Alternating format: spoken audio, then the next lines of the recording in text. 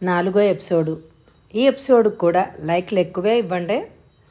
కల్పకానికి ఏదో అద్భుతమైన లోకంలో విహరిస్తున్నట్టే ఉంది. ఈ ప్రేమ వర్షం కోసమే కదా అంగలార్చుతున్నాను ఇంతకాలం. ఎందుకు ఈ పరాయి పిల్లతో ఎంతని అవస్థపడతావు? పెళ్ళయి నీ ఇంటికి నువ్వు వెళ్తే నీళ్లు చక్కదిద్దుకోవచ్చు కదా. ఆ రోజు వస్తుంది. కల్పకం భ్రమ చెదిరిపోయింది. వివేకం వెన్ను చర్చగా నిటారుగా అయింది. వాళ్ళు అనుకున్న పెళ్ళికి తనను సిద్ధంగా చేయడానికే అన్నమాట ఈ నటనంతా అని అనుకుంది కల్పకం. తల్లి బిడ్డ మధ్య మమకారాలు కూడా ఇలా ఉంటాయా? 100 ఏళ్ళు కూడా పూర్తిగా బ్రతకని ఈ మానవ జీవితాల్లో అని అనుకుంది. కాఫీ తాగి తల్లి గ్లాస్ ఇచ్చింది. నా నల్ల రంగు తల్లికే వెగటు కల్పిస్తే ఇంకా పరాయివాడైన భర్తకు మాత్రం ఎలా ఇష్టమవుతుంది? మళ్ళీ నాలాంటి కోతులే 4 బుట్టి నాలాగే అందరికీ అడ్డుగా బ్రతకడం దేనికి? నా బ్రతుకు ఇలా వెళ్ళిపోతుందిలే, నాకు పెళ్ళి అక్కర్లేదు. ఆ మధ్య నువ్వు అన్నట్టు అన్నయ్యలకు చెల్లెళ్లకు అందరికీ పెళ్ళిళ్ళు చేసుకోండి. నిర్ఘాంతపాటుతో ఉండిపోయింది రత్నాంబ.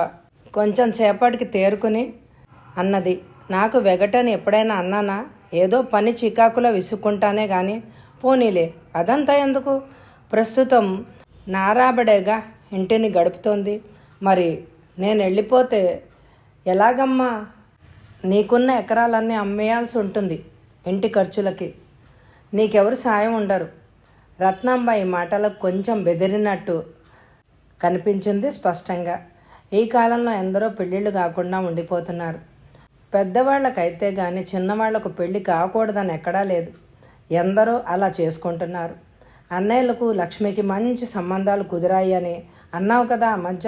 చేసేయండి. నేను ఇంట్లో మీ అందరికీ అడ్డు లేకుండా ఎక్కడైనా ఉద్యోగం చేసుకొని వెళ్ళిపోతాను. అసలు నీకు పెళ్ళంటే ఇంకేమేం మాట్లాడతావేంటే? అవును, నా పెళ్ళి జరిగితే ఉండే సాధక బాధకాలు చెప్తున్నాను. అయినా మన దగ్గర పెళ్లి ఖర్చులకైనా డబ్బు లేదుగా. ఏం చేస్తావు మరి?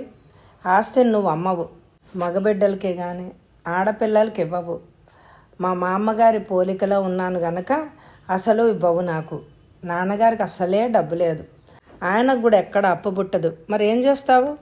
ఊహించని ఎదురు సవాళ్ళు రత్నాంబకు అవాక్కయ్యేలా చేశాయి కొన్ని క్షణాలు. నిర్లిప్తంగా నవ్వింది కల్పకం తల్లి మౌనం చూసి. పర్వాలేదమ్మా, బాధపడకు.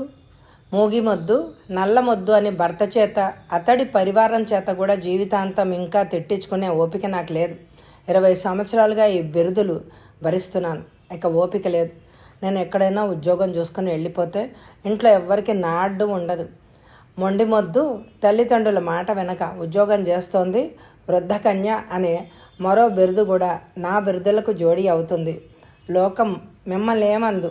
అంతేగాని నా మీద ప్రేమ నటించి నన్ను గోతిలోకి దింపి మీ బాధ్యతలు దులిపేసుకునే కంటే ఏ పెద్ద నదిలోనైనా కాళ్ళు చేతులు కట్టి విసిరి పారేస్తే మంచిది. కల్పకమేనా ఇంత ఖరాఖండిగా మాట్లాడుతోంది? రత్నాంబ వెంటనే ఏం మాట్లాడలేకపోయింది. ఆలోచిస్తోంది కర్తవ్యం కోసం. సరే, పొద్దున్నే పనులు మాని నీతో వాదిలాడే తీరిక నాకెక్కడుంది అంటూ వెళ్ళిపోయింది. కానీ అగ్ని పర్వతం ఎక్కడో తప్పక బ్రద్దలవుతుందని తెలుసు. మహారణ్యంలాగా ఉన్న మనసుతో గబగబా తయారై వీధి గుమ్మల్లో కూర్చుంది. ఉదయం వేళ పాఠాలు చెప్పించుకునే విద్యార్థుల బృందం అంతా మామూలుగానే వచ్చారు. కానీ మధ్యాహ్నం సాయంత్రం చదువుకునే వారు మాత్రం రాలేదు. 30 మందిలోనూ కేవలం 4 విద్యార్థులే వచ్చారు. కల్పకము భయమే నిజమైంది. ఇలా చెట్ల కింద పిచ్చి పేర్లతో వెర్రి నవ్వులతో కోతలతో అల్లరి యువకులు గొడవ పెట్టే ప్రదేశంలో తమ సంతానం చదవడానికి ఎవ్వరూ అంగీకరించడమే లేదు. 3 విద్యార్థినులు వచ్చి అంతవరకు తాము ఇవ్వవలసిన డబ్బులు కూడా ఇచ్చేశారు. నీరుగారి పోయినట్లు అయింది. చూడ్డం మినహా ఆమె ఇంకేం మాట్లాడలేకపోయింది. ఒక అమ్మాయి బాధపడుతూ అంది, టీచర్, మీ పాఠాలు మీరు మాకు ఇష్టమేనండి. మా ఇంటికి వచ్చి చెప్తారేమో అడగమన్నారండి మా అమ్మగారు. ఇంటికి వచ్చి చెప్తే ఫీజు హెచ్చుగానే ఇస్తామన్నారు. మరొక అమ్మాయి భయపడుతూ అంది, ఇలా ఆరుబయట కాక ఏదైనా గదిలో చెప్తే బాగుంటుందన్నారండి. అలాగైతే పంపిస్తామన్నారు నన్ను చదువుకు. ఆ అమ్మాయి వెంటనే అన్నాడు, మీ ఇంట్లో గదులు కాదు టీచర్, వేరే ఎక్కడైనా బిల్డింగ్ తీసుకుని స్కూల్ నడిపితే మా చెల్లే కాదు చాలామంది వస్తారు. సారీ టీచర్, ఆలస్యమైందంటూ పరుగున వచ్చి కూర్చుంది శాంత. చుట్టూ కలిగి చూస్తూ అడిగింది. ఇదేంటి ఇవాళ చాలామంది రాలేదు? విశాలాక్షి సంకోచిస్తూనే శాంతకు మెల్లగా విషయం అంతా వివరించింది. స్థాణు వలె తలవాల్చో కూర్చున్న తమ టీచర్ని చూసి విద్యార్థులు బాధగానే ఉన్నారు. అదే సమయంలో రామారావు తన స్నేహితులతో లోపలికి ప్రవేశించి విశాలాక్షి పైకి దొంగచూపులు విసిరి ఏవో చెప్పుకొని పక్కపక్క నవ్వుతూ భుజాలు ఎగరేస్తూ ఇంట్లోకి వెళ్ళడం అందరికి కూడా పుండు మీద కారం జల్లినట్టే ఉంది. కాసేపు కూర్చుని కల్పకం గాంభీర్యానికి మౌనానికి భయపడి అందరూ వెళ్ళిపోగా కల్పకం, విశాలాక్షి, శాంత మిగిలారు. మాకేం భయం లేదు, మేము ఇక్కడే చదువుకుంటామండి అన్నారు ముందుకు వచ్చిన ముగ్గురు విద్యార్థులు. మనం చదువుకుంటాంలే, మరి ఆడపిల్లలు అన్నాడు ఒకతను ఆరిందాల. ఎందుకు ఎవరి వద్ద సమాధానం లేదు. ముఖాలు చూసుకున్నారు. నేనేదో ఆలోచిస్తానని రట్టు చేయవద్దని అన్నాను కదా, ఎందుకు మీ ఇళ్లలో చెప్పారు అన్నది కల్పకం. మేం కాదండి, ప్రకాశమే చెప్పాడు వచ్చి అందరిళ్లలోనూ. నిన్న కూడా మేము ఇళ్లకు వెళ్ళేటప్పుడు మీ అన్న తన స్నేహితులతో కలిసి దారి కాచి ఏదేదో అన్నాడు అమ్మాయిలను. ప్రకాశం మీ అన్నను తిట్టి ఘర్షణ పడ్డాడు కూడా అని వివరించాడు అబ్బాయి. కల్పకం తల సిగ్గుతో కుంగిపోలేదు. ఆమె వదన క్రోధంతో జేవరించింది. ఇంత జరిగాక ఇక తను ఒక్కతే దాచి ఉంచితే ఏంటి ప్రయోజనం? ఇప్పటికే ఊరంతా తెలుస్తోంది మాట అని తనలో తాను అనుకుని తండ్రి గదిలోకి వెళ్ళింది. పగటి నిద్ర నుండి అప్పుడే మేల్కొన్న పాపారావు శక్తి కొలది కోపంగా కేకలు పెడుతున్నాడు. పక్క గదిలో నుంచి వినిపిస్తున్న చప్పుళ్లకు నవ్వులకు. వెధవలు అలసి వచ్చి మధ్యాహ్నం 2 గంటలు నిద్రపోవడానికి కూడా లేదు ఇంట్లో. ఎవడ్రా ఆ అల్లరక్కడ? కోపంగా ఉన్న మనిషితో మాట్లాడి ప్రయోజనం లేదని ఉసూరంటూ మళ్ళా వెనక్కు తిరిగి వచ్చి కూర్చుంది వరండాలో. శాంత, విశాలాక్షి ఏదో మాట్లాడుకుంటూ కల్పకాన్ని చూసి మౌనం వహించారు. విద్యార్థులందరూ మంచివాళ్లే. తండ్రికి రాబడి లేని ఈ పరిస్థితిలో అటు విద్యార్థులు వారి తల్లిదండ్రులు కూడా తృప్తిగానే ఉన్నారు. కానీ ఈ సమస్య వచ్చి పడింది ఎలాగా అనుకుంది ఆమె. తండ్రి ఆ రోజు ఆనందంగా ఉన్నారు. సంసారం ఖర్చులే కాకుండా చెల్లెళ్ళ తమ్ముళ్ళ చదువులు కూడా సక్రమంగా ఏ లోపం లేకుండా సాగుతున్నాయి. ఇంట పని మనిషి ఏర్పడింది. అన్నల దుబారా ఖర్చులే కానీ లేకుంటే కొంత డబ్బు నిల్వ కూడా చేసుకోవచ్చు. అక్కడికి దుకాణాల్లోనూ బట్టల కొట్లోనూ అప్పులు ఉండకుండా జాగ్రత్త పడుతోంది తాను. ఎంత సవ్యంగా సాగిపోతున్న పరిస్థితి అంతా ఒక్కసారిగా అస్తవ్యస్తమై కుటుంబం మొత్తం హీన పరిస్థితికి దిగజారుతుంది. తప్పకుండా నిలువున గజగజ వణికింది కల్పకం ఆలోచనలతో. లోపల నుంచి రామారావు స్నేహితుల సందడి అధికమైంది. ఇటీవల వాళ్లకు బొత్తిగా తిండంటే కూడా భయం పోయింది. ఇష్టం వచ్చినట్టు ప్రవర్తిస్తున్నారు. కుటుంబ గౌరవం కోసం నేను పాకులాడుతూ ఉంటే వీడేంటి ఇలా పశువులాగా ప్రవర్తిస్తున్నాడు అని అనుకుంది ఆమె. బాధ్యతలు తెలుసుకోవట్లేదు. తల్లిదండ్రులు ఇద్దరు వృద్ధాప్యంలోకి అడుగుపెట్టారు. ఒక్కడికి కుటుంబాన్ని ఆదుకోవాలని, నాన్నగారి బాధ్యతను అందుకోవాలని లేదేమిటి? ఎన్నాళ్ళు ఇలా? ఎంతకాలం ఇలాగా ఒక్కళ్ళే గానుగెద్దుల్లాగా బండిని లాగడం, మిగిలినందరూ కులాసాగా కూర్చోవడం? స్థిర నిశ్చయానికి వచ్చి లోపలికి వెళ్ళింది కల్పకం. రామారావు స్నేహితులు, సుందరి భర్త సన్యాసిరావు అందరూ పేకాట్లో మెలిగి ఉన్నారు. అతి ఖుషిగా నవ్వుకుంటున్నారు. చిల్లర గలగలమంటోంది. ఆ బృందానికి కాఫీ, పకోడీలు పళ్ళాల్లో అమరుస్తోంది సుందరితో పాటు పని మనిషి. కల్పకాన్ని చూసిన సుందరి గతుక్కుమంది. చేతిలో పళ్ళాన్ని కల్పకం కంట పడరాదు అన్నట్టు దాచడానికి ప్రయత్నించింది. కానీ దాగినంత పెద్ద పళ్ళెము కావడం వల్ల సాధ్యం కాలేదు. వెంటనే అక్కడున్న పని మనిషి కాఫీ కెటిల్ 6 గ్లాసులు మోసుకొస్తోంది. ఆమె కూడా కల్పకాన్ని చూసి భయపడుతున్నట్టు పక్కకి ఒదిగి నిలబడింది. కల్పకం అసహ్యంగా చూసి లోపలికెళ్ళింది. పక్క గదిలో కాఫీ తీసుకుంటూ పాపారావు భార్యతో ఘర్షణ పడుతున్నాడు. ఇది సంసారాల కొంపేనా? ఆడపిల్లలున్న ఇంట్లో ఇలా పరాయి వెధవలంతా వచ్చి పేకాడుతుంటే పరువు ఏమైనా నిలుస్తుందటే? సంపాదన లేకపోగా వెధవలకి బలి పశువుల్ని మేపినట్టు రోజుకో రకం పిండి వంటలు కూడాను. ఏమైనా ఒళ్ళు తెలుస్తోందా నీకు? ఈ మందలింపు సమయంలో కల్పకం అటు రావడం మరీ అవమానం అనిపించింది రత్నాంబకు. వాళ్ళకేం పనుంది? స్నేహితులతో కాలక్షేపం కూడా తప్పేనా? మీరు ఇంట్లో ఇలా కేకలేస్తూ ఉంటే వాళ్ళు వీధి మీద పోయి తిరగడం ప్రారంభిస్తారు. అలా పోకుండా ఇంట్లో ఉండడం మంచిదే కదా. అందుకు సంతోషించండి అంది. మగపిల్లలు కాదే, దెయ్యం పిల్లలు. గర్భశత్రువుల్లాగా పుట్టుకొచ్చారు వెధవలు. అసలే మన ఖర్చులు అంతంత మాత్రం. వాళ్ళని రోజు ఇలా మేపడం ఎంత ఖర్చు అవుతుందో అని ఆలోచిస్తున్నావా? కల్పకాన్ని చూడు, తెల్లారి లేచి రాత్రి పడుకునే వరకు ఎంత శ్రమపడి సంపాదిస్తోందో. నా సంపాదన తగ్గేసరికి కల్పకం అందుకుంది, భారం మోస్తోంది. నోరు మెదపకుండా అంచేత అందరూ కూర్చుని విందులు అరగించి వెర్ర వీగుతున్నారన్నమాట. రత్నమ్మకి కనుగుడ్లు పేలిపోతాయి అన్నంత పెద్దవయ్యాయి. నాకు తెలియక అడుగుతాను, 4 ముక్కలు ఒక్క కుర్చీలో కూర్చొని మహారాణిలాగా చెప్పడానికి అలసట ఎందుకు? సంపాదిస్తున్నాం అన్న అహంగా అంతే. కాదే, 4 ముక్కలు నోటితో చెప్పడానికి శ్రమ ఉండదు నీలాంటి మూర్ఖుల దృష్టిలో. పేకాటాడి మరి వాళ్ళందరూ అలసిపోతున్నారు పాపం.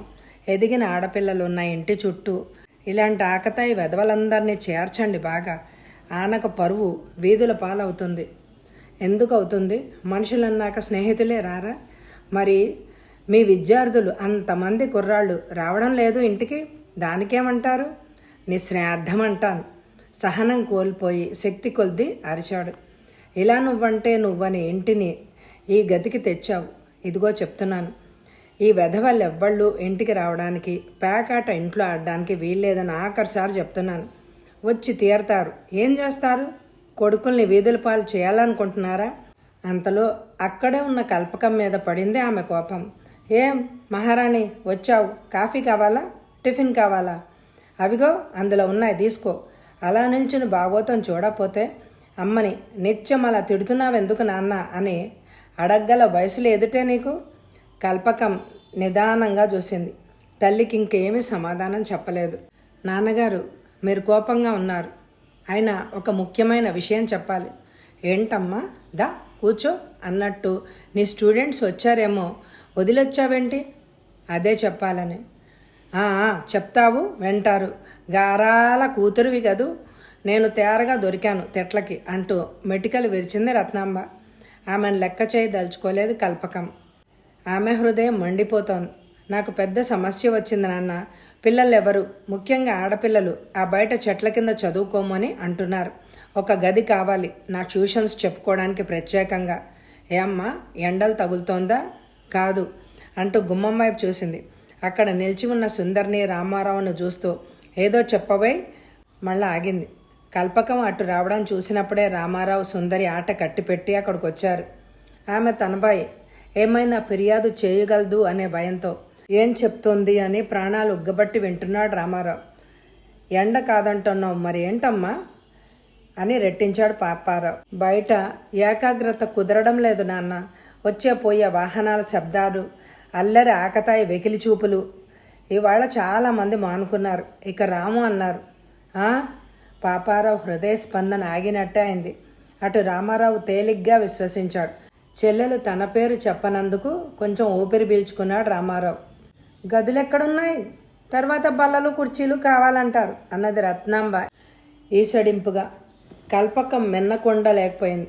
డబ్బు ఇచ్చేవాళ్ళు సౌకర్యాలు అడుగుతారు అన్నది ఖరారుగా. సౌకర్యాలు ఇవ్వం, ఇష్టమైతే చెప్పుకోమని, లేకుంటే లేదు. ఇక ఇల్లు సత్రమైతే మాకందరికీ కాస్త నడుమాల్చే జాగా ఏముంటుంది అంది రామాయమ్మ.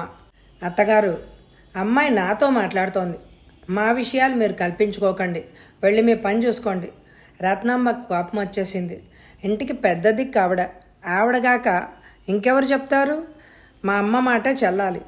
అబ్బబ్బా, తల 2 చేతులతో పట్టుకుంది కల్పకం. మీ అధికారాలు పంతాలు ఇక ఈ జన్మలో తేలేవే కావు, తెగేవి కూడా కాదు. నాన్నగారు, మీరు రేపటి నుంచి లోపలి గదుల్లో పడుకోండి. ముందు గది పూర్తిగా వదిలిపెట్టి మీ స్టూడెంట్స్కు మీరు బయట చెప్పండి చదువు. అలాగైతే నా సమస్య, నా స్టూడెంట్స్ సమస్య కూడా తీరుతుంది. అలాగే చెయ్యమ్మా. ఇదొక పెద్ద సమస్య అనేసాడు తేలిగ్గా పాపారావు. కానీ రత్నాంబకు కానీ తదితరులకు కానీ ఏ నిర్ణయం నచ్చలేదు. మీరు లోపల పడుకుంటే ఇక ఒక్కళ్ళని ఊపిరి సలపనివ్వరు, శబ్దం కాకూడదు అంటారు. అదీగాక మీరు లోపల గదిలోకి వస్తే ఇక మగపిల్లలకు గది ఎక్కడుంటుంది? ఆ గదిలో సుందరి భర్త, ఆ గదిలో మా అమ్మ, ఈ పక్క గది మనది. సరే ఇది వంటిల్లు, ఇక మగవాళ్ళు ఎక్కడ అఘోరించాలి? కల్పకానికి చిరాకు తల మొలకలుగా వచ్చింది. పగలందరికీ తలోగది ఎందుకు? రాత్రి పడకలకి అలాగే మామూలుగా సర్దుకోవచ్చు. చదువుకునే పిల్లలు పగలు ఎలా వచ్చేది అన్నది. సమస్య తీరినట్టే అనిపించింది పాపారావుకు ఆ పద్ధతిని. కానీ రత్నాంబకు కొడుకు, పెద్ద కూతురు అలా జరగకూడదని సైగలతో చెప్పారు.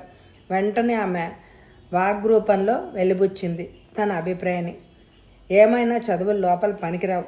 మరి రాముడు స్నేహితులు లోపలికి రాకూడదు అంటున్నారు మీరు.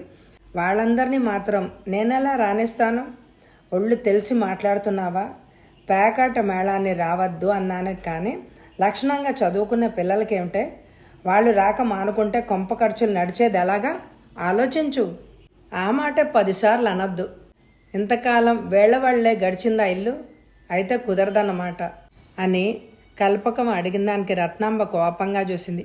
ఎన్నిసార్లు చెప్పాలి? ఏంటి ఇవాళ ఇంటిని ఇలా నరకం చేస్తున్నావు వెధవ గొడవతో? సరే, ఏ వెధవ గొడవ వద్దనుకుంటే విను. ఇక పచారీ కొట్లో కానీ బియ్యం దుకాణంలో కానీ సరుకుల కోసం వెళ్ళకండి. వాళ్ళ పిల్లలు మానేశారు. డాక్టర్ గారి ఇంటికి మందులకు కానీ బట్టల కొట్లో బట్టలకు కానీ వెళ్ళకండి. వాళ్ళ పిల్లలు కూడా మానేశారు. ఈ మాటలకు కొంచెం కలవరపాటుగా రత్నాంబ మౌనంగా చూడసాగింది. ఏం రోగమట మానుకోవడానికి? నువ్వు వాళ్లకు తక్కువ జీతాలుగా చెప్తున్నావుగా. ఈ రోజుల్లో అందరూ ట్యూషన్లు 100, 1000 గుంజుతున్నారు అన్నాడు రామారావు అక్కసుగా. కావచ్చు, కానీ అక్కడ అల్లరి మూకలు ఉండవేమో. ఆడపిల్లల్ని అల్లరి పెట్టడానికి, వాళ్ళ అన్నదమ్ములతో పోట్లాడటానికి చెప్పు దెబ్బలాగా ఉన్న రామారావు కల్పకం మాటలకి ఉడికిపోయాడు. కల్పకం సూటిగా అసలు విషయం చెప్పి ఉంటే అది అబద్ధమని దబాయించి పోట్లాడే ఆస్కారం ఉంది అతడికి. కానీ ఆమె అర్ధయుక్తంగా మాట్లాడి గడ్డి తినిపిస్తుండడం అతడికి బాధాకరమైన సహజ సిద్ధమైన పొగరుతో అడిగాడు. ఎవరే అంత అందగత్తె నీ స్టూడెంట్స్లో? అంతగా వాళ్ళు వీళ్ళు వచ్చి అల్లరి పెట్టడానికి అందంతో పనేముంది? పొగరుమోతూ బడుద్దాయిలకు. నిన్న ఎవడో వెధవ ఉత్తరం కూడా విసిరాడు విశాలాక్షి మీదకు. ధైర్యం ఉన్నవాడైతే చివరి పేరు రాయాల్సింది. ఆ అమ్మాయి తండ్రి వచ్చి కాళ్ళు చేతులు విరిచి పారేసను. రామారావు ముఖం జేవరించింది. పేరెత్తకుండా ఎంత తెలివిగా తిడుతోంది. దీని పొగరు ఎంతగా ఉంది అనుకున్న రామారావు ఒళ్ళు తెలియని కోపంతో అరిచాడు. రమ్మను, ఎవడొస్తాడో దమ్ముంటే. ఎవరికి వారే నిశ్చయంగా చూశారు. నిజం తెలిసిన కల్పకం ఒక్కతే నిశ్చలంగా చూడసాగింది. ఏంట్రా అది? ఎవడో అల్లరివేద ఉత్తరం విసిరాడు అంటే నీకెందుకు కోపం మధ్యన అన్నాడు పాపారావు ఆశ్చర్యంగా. అతడికి విషయం అర్థమయ్యి కాకుండా ఉంది. కొడుకుల గుణాలు అతడికి తెలియనివేమీ కావు. తండ్రి ప్రశ్నకు రామారావు తడబడ్డాడు. అదే మన ఇంట్లో ఉండగా ఉత్తరం విసిరే దమ్ములు ఎవరికున్నాయా అని. నాకిదేం నిజమనిపించడం లేదు. అదెంత ఆరితేరిందో ఇటువంటి కథలు అల్లుతోంది. మరింకా నిగ్రహించుకోలేకపోయింది కల్పకం. ఒరేయ్, ఆరితేరింది నువ్వా? అదా? నేనెంతగా దాచాలనుకున్నా నువ్వు కవ్విస్తున్నావు. ఈ పరిస్థితిలో నాన్నగారికి తెలియడమే మంచిది. నాన్నగారు ఉత్తరం విసిరింది వీడే. రోజు వాళ్ళు దారులు గాచి అల్లరిపెట్టి వాళ్ళ అన్నదమ్ములను కూడా భయపెడుతున్నట్ట. నోర్ముయ్, శక్తి కొల్ది అరిచాడు రామారావు. కల్పకాన్ని కొట్టేందుకు మీదికి వచ్చాడు. ఊరి దుర్మార్గుడా అంటూ పాపారావు లేచి చెయ్యెత్తి సత్తు కొద్దీ రామారావు చెంప చెళ్ళుమనిపించాడు. అందరూ అడ్డుపడి పాపారావుని కదలకుండా పట్టుకున్నారే, కానీ లేకుంటే అతడు రామారావు అంతు చూసి ఉండేవాడే. దౌర్భాగ్యుడా, కడుపున చెడబుట్టావు గదరా అన్నాడు వగరుస్తూ. రామారావు చెల్లెల్ని తండ్రిని మింగేసేలాగా చూశాడు. కల్పకాన్ని తిట్టసాగింది రత్నాంబ. ఏమే, నీ కళ్ళు చల్లబడ్డాయా? మగపిల్లల్ని చూసి కళ్ళల్లో నిప్పులు పోసుకుంటున్నావు కదే. కల్పకం నదురు బెదురు లేకుండా జవాబిచ్చింది. నా కళ్ళల్లో నిప్పులున్నాయో, ఊరందరి నోళ్లలో ఉమ్ములు మన ఇంటి మీద ఉన్నాయో కొంచెం అలా బయటికి వెళ్ళి చూడు. నిన్న నా కళ్ళతో నేనే చూశాను. వీడి స్నేహితులు ఆ అమ్మాయిల మీదకి ఉత్తరం విసిరి గేలి చేయడం. అప్పుడే చెప్తే నరికి పారేద్దును కదమ్మా. నువ్వు ఇలా దాచబట్టే వీడు అన్నాడు పాపారావు. ఇలా గొడవలకు జడిసే నేను చెప్పలేదు, తనే రెట్టించింది. నిజం చెప్పించాడు అన్నయ్య. అయినా ఊరందరికీ తెలిసిన విషయం మీకు తెలిస్తే మంచిది నాన్న.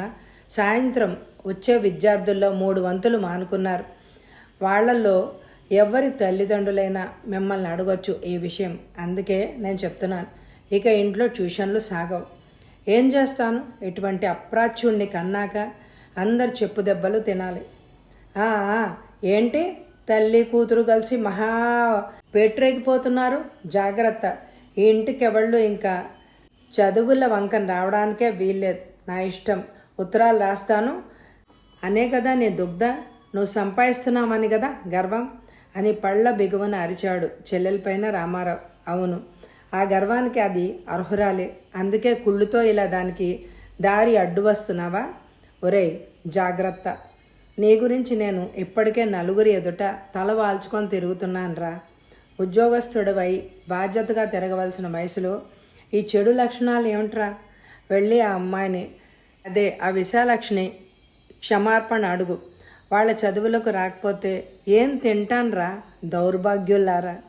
తండ్రి తిట్టిన తిట్లు ఒక్క పొగరు చూపుతో క్రూరపు నవ్వుతో బెదరగొట్టేశాడు రామారావు. ఏం తింటామా అంటూ తల కోపంగా ఎగరేశాడు, ముఖాన పడుతున్న జుట్టును దోసుకుంటూ. విను, ఏం తింటామో చెప్తాను అంటూ తండ్రిని ఏకవచనంలో ప్రయోగించాడు. ఈ ఇల్లు అమ్మండి, పొలం అమ్మండి, పెళ్ళిళ్ళు చేయండి, బోలెడన్ని డబ్బులు వచ్చి పడతాయి. నాకెవళ్ళ ముష్టి దయాధర్మాలు అక్కర్లేదు. మగవాణ్ణి నాకేంటి, ఒకటి మాత్రం వినండి. ఇక ఇంటికి ఎవరో చదువుకోమని అదని ఇదని రాకూడదు. వస్తే చచ్చినట్టు పడుండాలి. మీద పితురీలేమీ లేకుండా మగవాణ్ణి రెచ్చగొట్టేటట్టు అలంకరించుకోవడం దేనికి? వాడేదో అన్నాడు అని ఏడవడం దేనికి? పాపారావుకి నవ్వాలో ఏడవాలో తెలియనట్టు చూశాడు. ఒరేయ్, నీ ఉద్దేశం ఎవ్వడు అడగలేదు. ప్రపంచానికి మొహం చూపి సంజాయిషి చెప్పుకోవలసిన వాడిని నేను. నీకేంటి, అన్నీ వదిలి బరి తెగించిన వాడివి. రామారావు కూడా లేచిపోయాడు. అవును, నేను బరి తెగించిన వాడిని. అది మాత్రం పతివ్రత అవునా? 20 ఏళ్ళు వచ్చిన అది అంత వయసు వాడిని ట్యూషన్ వంకన ఇంటికి రప్పించుకొని గంటలు గంటలు మాట్లాడుతుంటే నీకు అది బాగుందా? ఆ విషయం లోకం ఎలా నవ్వుతోందో అది చూసుకో. ఓరి దౌర్భాగ్యుడా అని మాత్రం అనగలిగాడు పాలిపోయిన కల్పకం ముఖాన్ని చూస్తూ పాపారావుకు స్నేహితుడైన వరదరావు ఆర్థిక పరిస్థితులు బాగుండక తన సంతానాన్ని సక్రమంగా చదివించలేకపోయాడు. ఆయన సంతానంలో కూడా కొందరు అల్లరి వాళ్ళు, ఆకతాయి వాళ్ళు ఉన్నారు. అందులో ఆఖరివాడు బుద్ధిమంతుడు. వయసు 20 పైనే ఉంటుంది. ఎవరో కాంట్రాక్టర్ దగ్గర గుమాస్తా పనిచేస్తున్నాడు. తీరిక వేళల్లో వచ్చి కల్పకం దగ్గర చదువుకుంటూ మెట్రికులేషన్ వరకు కట్టి పాస్ అవ్వాలని అతను వచ్చాడు. అతడి ఆర్థిక పరిస్థితి అతడికి చదువు సరిపడిన సమయం ఇవ్వలేదు. ఇంకా ఆ వరదరాజు కొడుకు పరమేశ్వరరావు గురించా నువ్వు వాగుతున్నది? శ్రమపడి ఒక్కొక్క పని చేస్తూ ఏమాత్రం తీరుకున్నా చదువుకోవడానికి వస్తున్నాడు. నీలాంటి జులై వెధవలకి అటువంటి వాళ్ళ విలువ తెలియదు. లక్ష్మీ సమానురాలైన చెల్లెలి విలువ అసలే తెలియదు. పో దౌర్భాగ్యుడా నా ఎదుటి నుంచి. వికటంగా నవ్వాడు రామారావు. పోతాను, నేను హాయిగా వెంకట్రాజు ఇంట్లో ఉంటాను. వెళ్ళి ఈ ఇంట్లో దీని పీడ ముఖం విరగడ అయితే కానీ అసలు నేను ఇంటికే రాను. ఇంట్లో అదైనా ఉండాలి, నేనైనా ఉండాలి. దుర్మార్గుడా, పరాయి పంచలకు చేరే కంటే చావరాదు. పోతే పో, కల్పకమే ఉంటుంది. పెళ్లి కాని ఆడపిల్ల అదెక్కడికి వెళ్తుంది? కల్పకంలో చెడు గుణాలు ఉన్నాయి అని ఎవరైనా అంటే ఆ నోటికి పక్షవాతం వస్తుందిరా దౌర్భాగ్యుడా. అమ్మా, నేను పోతున్నా, నాకేమైనా పాకెట్ మనీ పంపించు. తర్వాత వెంకట్రాజు గారింట్లో ఉంటాను. స్నేహితులతో కలిసి వెళ్ళిపోయాడు. పోతూ కల్పకం వైపు ఒక అసహ్యమైన చూపు చూశాడు. ఆ చూపు ఆమె జన్మలో మరవదు. భగవాన్, కొందరు అన్నదమ్ములు లేరు అని ఏడుస్తారు. నేను ఏడుస్తున్నాను, ఇటువంటి ఘాతుకపు సోదరులు ఎందుకు ఇచ్చావా అని. ఎక్కడికి పోతావురా నాయనా, ఈ ఇంటికి ఎన్ని పాటలు వచ్చాయిరా దేవుడా అంటూ వెనక గదిలో రామాయమ్మ సన్నగా శోకాలు ప్రారంభించింది. నోర్మై, ఈ ముసలి దొకత్తి ఇంటికి పెద్ద శని. ఇది కాదు ఈ వెధవల్ని తగిలేసింది అని అరుచుకుంటా పాపారావు వీధి గదిలోకి వెళ్ళాడు. అతడు విద్యార్థులు పిలవగా అప్పుడు గుర్తొచ్చింది కల్పకానికి. ఈ ప్రహసనాన్ని ఇటు పని మనిషి నుండి అటు విద్యార్థులు, రామారావు స్నేహితులు అందరూ విన్నారని. లజ్జాభిమానాలతో కృంగిపోతూ ఇక ప్రపంచానికి మొహం చూపలేను అని అనుకుంటూ దొడ్లోకి వెళ్ళి వేప చెట్టు దగ్గర కూలబడింది కల్పకం. వచ్చే ఎపిసోడ్లో కల్పకం తర్వాత నిర్ణయం ఏంటి, శాంత తల్లి దగ్గరికి వెళ్తుందా కల్పకం, ఇవన్నీ తెలియాలంటే ఎక్కువ లైకులు ఈ ఎపిసోడ్కి అండి. వచ్చే ఎపిసోడ్లో కలుసుకుందాం మరి. Thank you very much my dear friends.